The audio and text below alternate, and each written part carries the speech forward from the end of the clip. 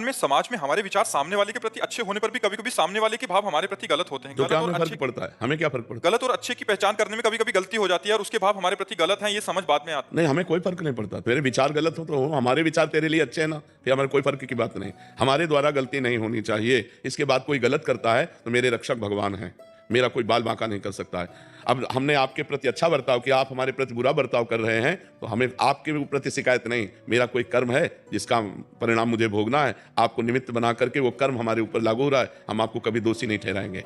ये परमार्थ है, अध्यात्म है। हाँ, आपका स्त्री शरीर है, स्त्री शरीर में यदि कोई किसी भी तरह की कामजनित हरकत करता है तो उसको बर्दाश्त करने की जरूरत नहीं है। हमारे सरकारी कानून हैं, उन कानूनों का सहारा लीजिए और बचिए। पहली हरकत में ही उसको दंड देने का विधान कीजिए, दूसरा कदम बढ़ाने की कोशिश ना होने पावे। ये अध्यात्म को समझिए।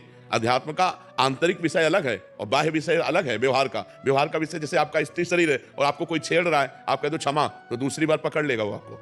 और कानून इस समय भारत की स्त्रियों के प्रति बहुत सपोर्ट में है, बहुत सपोर्ट में है। बहुत सुंदर सुंदर कानून बने, दुरुपयोग न करें। लेकिन अपने प्रति अगर कोई ऐसा अक्षम्य अपराध करने की सोचे तो उसको रास्ता ना दे, क्योंकि आजकल राक्षसी बुद्धि बढ़ रही है, बच्चियों के प्रति बड़ा क्रूर स्वभाव बन रहा है। हाँ, तो हमारा बिल्कुल पहले कदम में ही, पहली दृष्टि में ही आप तुरंत कानून का सहारा लो और उनको दंड दिलवाओ। ये ऐसे लोग क्षमा के पात्र नहीं होते। एक डर सा बन जाता है महाराज जी कि हमारे परिवार को कोई विक्षेप ना कर दे या ऐसा। जो होगा देखा जाएगा। भगवान है, सबके सोचने मात्र से थोड़ी हो जाता है। अगर नाश लिखा होगा तो नाश हो जाएगा। ऐसे कैसे तुम नाश करोगे? तुम ब्रह्मा हो क्या?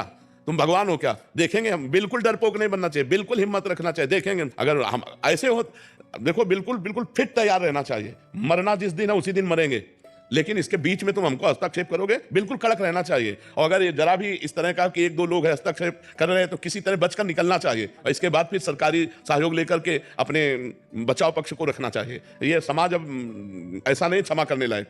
अब नए नए बच्चे बहुत उद्दंड होते चले जा रहे हैं, बहुत उद्दंड, नशा करने लगे हैं, गंदी बातें देखते हैं मोबाइल में और उसी का प्रयोग प्रैक्टिकल करना चाहते हैं।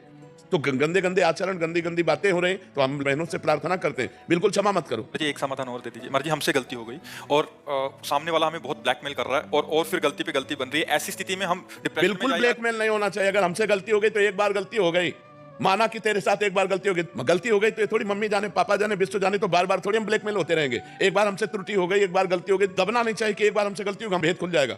महाराज जी, मेरी 17 साल की बेटी है जी। वो जैसे एक्टिवा पे जाती है, वो मुझे घर आके बोलती है मम्मा पापा की उम्र के हाँ, भी ऐसे गलत बिल्कुल बिल्कुल बिल्कुल बिल्कुल बिल्कुल नहीं। आजकल उम्र करने सबकी बुद्धि भ्रष्ट है। जो भगवान से बिलग है, जो धर्म से बिलग है, जो अध्यात्म से बिलग है, भरोसे लायक नहीं 80 वर्ष का भी।